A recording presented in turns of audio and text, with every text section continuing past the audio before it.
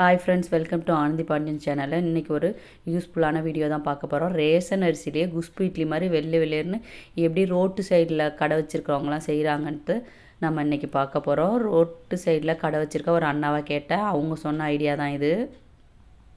எப்படி ரேஷன் அரிசிலேயே உங்கள் கடை இட்லி இவ்வளோ வெள்ளையாக இருக்குது அப்படின்னு கேட்டால், அவங்க சொன்ன அளவில் நானும் ஊற வச்சு செஞ்சு பார்த்தேன். நல்லா சூப்பராக வெள்ளை வெளியேன்னு சாஃப்டாக இருந்தது. அது எப்படின்னு வாங்க ஃப்ரெண்ட்ஸ் பார்க்கலாம்.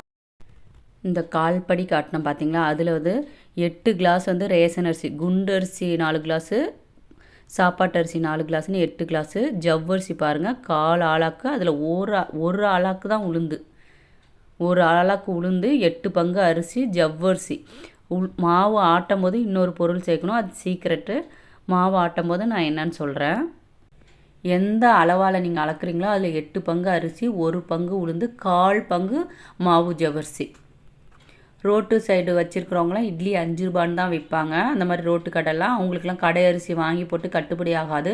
4க்கு ரேஷியோ 1ன்னு உளுந்து போட்டாலும் கட்டுப்படி ஆகாது. 8க்கு 1 போட்டால் தான் அவங்களுக்கு கட்டுப்படி ஆகும். இட்லியும் நல்ல வெள்ளையாக இப்படி சாஃப்டாக இருக்கணுங்கிறது தான் கேட்டுட்டு நான் ரெடி பண்ணியிருக்கேன். பாருங்கள் ஃப்ரெண்ட்ஸ், ரொம்பவே யூஸ்ஃபுல்லாக இருக்கும் உங்களுக்கு. நான் எப்பொழுதுமே இட்லிக்கு மாவு அரைக்கும் போது கம்பு, சோளம், கொள்ளு தோசை எதுக்காவது ரெடி பண்ணுவோம். அது மாதிரி இன்றைக்கி கொள்ளு தோசைக்கு தான் ரெடி பண்ணியிருக்கேன். பாருங்கள், 2 ஆளாக்கு கொள்ளு, 2 ஆளாக்கு இட்லி அரிசி, 1 ஆளாக்கு ரேஷன் பச்சரிசி. அதில் 1/4 ஆளாக்கு கம்மியாகவே உளுந்து போட்டிருக்கேன். 2 ஸ்பூன் வெந்தயம் போட்டிங்கன்னா போதும். இவ்வளோ தாங்க கொள்ளு தோசைக்கு. இது மாதிரி சோள தோசை எதெல்லாம் இட்லிக்கு அரைக்கிறீங்களோ ஏதாவது ஒரு தோசைக்கு இந்த மாதிரி நீங்கள் அரைச்சிக்கிட்டிங்கன்னா உளுந்தோட அளவும் நமக்கு கம்மியாகும். தோசையும் எப்போதும் இட்லி மாவுலேயே ஊற்றுறதுக்கு இந்த மாதிரி தானிய வகையில் ஒரு தோசை சாப்பிட்டா ஒரு திருப்தி இருக்கும், ஹெல்த்தியான தோசையாகவும் இருக்கும். இப்போ வாங்க, உளுந்து 5 மணி நேரம் ஊற வச்சுட்டு, உளுந்தை எப்பொழுதுமே நான் ஃப்ரிட்ஜில் தான் ஊற வைப்பேன். என்னோடய வீடியோ பார்க்குறவங்களுக்கு தெரியும், ஆல்ரெடி இட்லி வீடியோ 2 போட்டிருக்கேன், அதுவுமே செம்மையாக ஓடிருக்கு பாருங்கள். இப்போ உளுந்தை ஃப்ரிட்ஜில் ஊற வச்சு 5 மணி நேரம் கழித்து எடுத்து ஆட்டுறேன் பாருங்கள். உளுந்தை எப்போதும் போல் 20 நிமிஷம், 1/4 மணி நேரத்துலேருந்து 20 நிமிஷம் வரைக்கும் நான் எப்பொழுதும் உளுந்து ஆட்டுவோம். அதே மாதிரி நீங்கள் எப்பொழுதும் உளுந்து ஆட்டுற மாதிரி உளுந்து ஆட்டிட்டு மாவு எடுத்துருங்க. இப்போ வாங்க அரிசியை போடலாம். அரிசி போடுறதுக்கு முன்னாடி நம்ம ஊற வச்சுருந்த ஜவ்வரிசி. வாங்க ஃப்ரெண்ட்ஸ், அந்த சீக்ரெட் பொருள் என்னன்னு பார்க்கலாம். ஆமணக்கு விதை இல்லைன்னா கொட்டைமுத்து, கிராமத்துலலாம் கொட்டைமுத்துன்னு சொல்லுவாங்க, டவுனில் ஆமணக்கு விதைன்னு சொல்லுவாங்க. ஒரு 6லேருந்து 7 வரைக்கும் இது நாட்டு மருந்து கடையில் கூட கிடைக்கும். இதை போட்டிங்கன்னா தான் இட்லி நல்லா சாஃப்டாக இருக்கும். ஜவ்வரிசி நல்லா நிறம் வெள்ளையாக கொடுக்கறதுக்காக ஜவ்வரிசி போடுறோம். கொஞ்சம் நேரம் ஓட விட்டுட்டு அரிசியவும் எப்போதும் போல் போட்டு இந்த மாதிரி நைஸாக இட்லிக்கு நீங்கள் எப்போதும் ஆட்டுற மாதிரி ஆட்டி எடுத்துருங்க.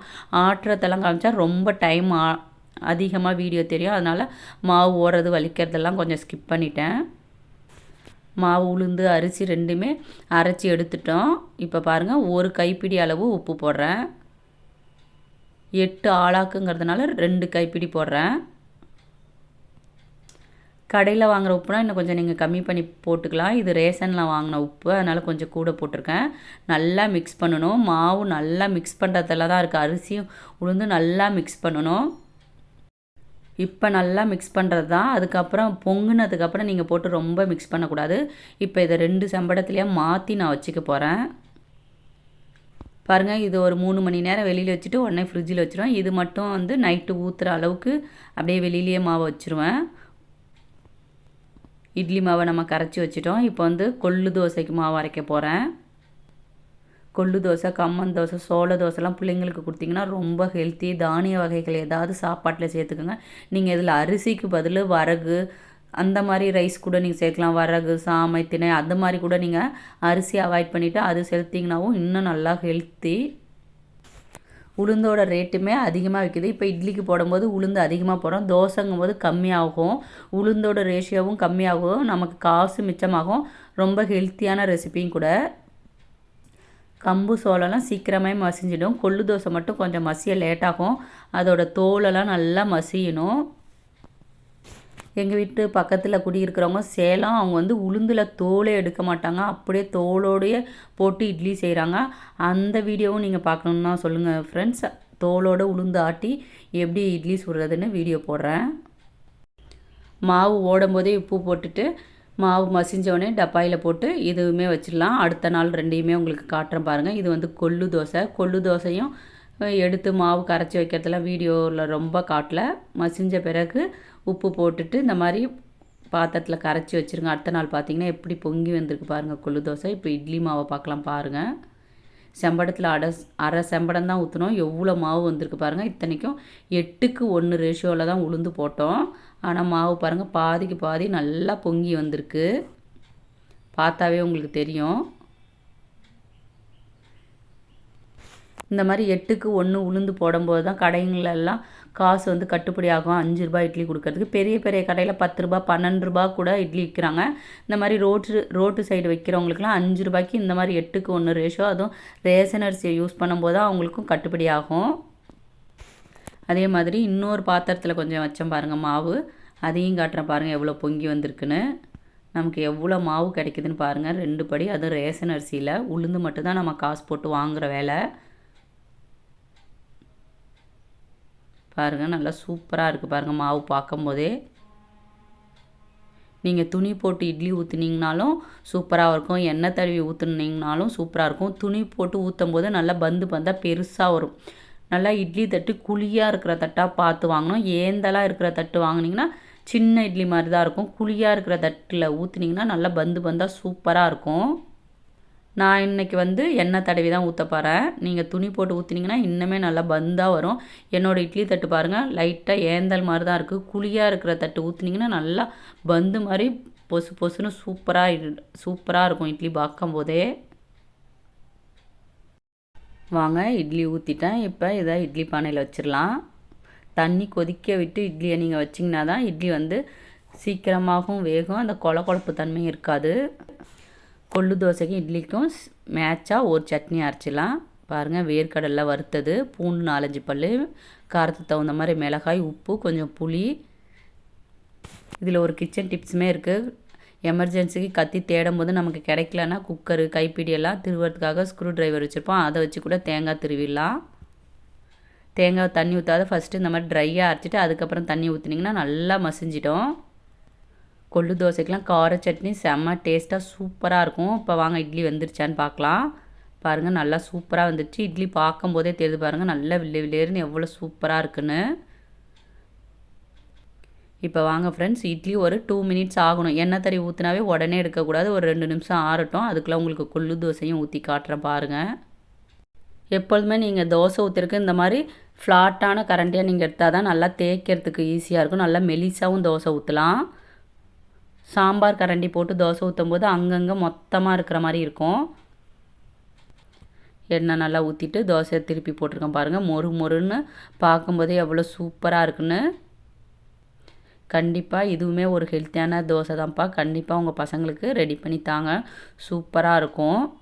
எப்பொழுதுமே ஒரே தோசையை ஊற்றி கொடுக்காத. கொள்ளு கம்பு இந்த மாதிரி மாற்றி வாரத்துக்கு ஒரு தோசைன்னு மாற்றி ஊற வச்சு இந்த மாதிரி அரைச்சி வச்சுக்கிட்டிங்கன்னா ரொம்ப ஹெல்த்தியான டிஃபனாக சாப்பிட்லாம். இப்போ வாங்க தோசை ஊற்றி காட்டிட்டேன். இப்போ இட்லி எடுத்து காட்டுறேன் பாருங்கள். இந்த இட்லி தட்டை பார்த்திங்கனாவே தெரியும். இந்த குழி வந்து அப்படியே ஏந்தலாக இருக்குது பாருங்கள். இதுவே நல்லா குழியாக இருக்கிற இட்லி தட்டில் ஊற்றினீங்கன்னா நல்லா பந்தாக பொசுன்னு வரும். இப்போ பாருங்கள் இட்லியை காமிக்கிறேன் பாருங்கள் எவ்வளோ சாஃப்டாக இருக்குன்னு. பாருங்கள் நல்லா பொசுன்னு சூப்பராகவும் இருந்தது. ஆமணுக்கு விதை கிடைக்காதுங்க. ஆமணுக்கு எண்ணெய் கூட கொஞ்சம் ஊற்றிக்கலான்னு சொல்கிறாங்க. அது எந்த அளவுக்கு நல்லாயிருக்கும் என்னன்னு எனக்கு தெரியல. நான் வந்து கிராமத்து சைடு இருக்கிறதுனால எனக்கு ஆமணுக்கு விதை கிடைச்சதுனால நான் போட்டிருக்கேன். இட்லி நல்லா வெள்ளையாகவும் இருக்குது. எவ்வளோ சாஃப்டாகவும் இருக்குது பாருங்கள் ஃப்ரெண்ட்ஸ். கண்டிப்பாக ட்ரை பண்ணி பார்த்துட்டு உங்களுக்கு இட்லி இந்த மாதிரி சாஃப்டாக வந்ததா எப்படி வந்தது என்னன்னு சொல்லுங்கள். ஆல்ரெடி இட்லி வீடியோ போட்டிருக்கேன். 10 லட்சம் வியூஸ் தாண்டி இருக்குது. அதோட லிங்க்கையும் தரேன். கண்டிப்பாக பாருங்கள். ரொம்பவும் யூஸ்ஃபுல்லாக இருக்கும். ஹெல்த்தியான டிஃபன் இன்றைக்கி காலையிலே ரெடி ஆகிடுச்சு பாருங்கள். இதே மாதிரி தான் நீங்களும் இட்லி மாவு அரைக்கும் போது தோசைக்கும் மாவு அரைச்சி ரெடி பண்ணிப்பீங்களா என்னன்னு சொல்லுங்கள். இந்த டிஃபன்லாம் ரெடி பண்ணி பார்த்துட்டு உங்களுக்கு இதே மாதிரி வந்ததா என்னான்னு சொல்லுங்கள். அடுத்ததும் ஒரு ஹெல்த்தியான ரெசிபிலாம் அடுத்தடுத்து இருக்குது. வீடியோ ஸ்கிப் பண்ணாத பாருங்கள்.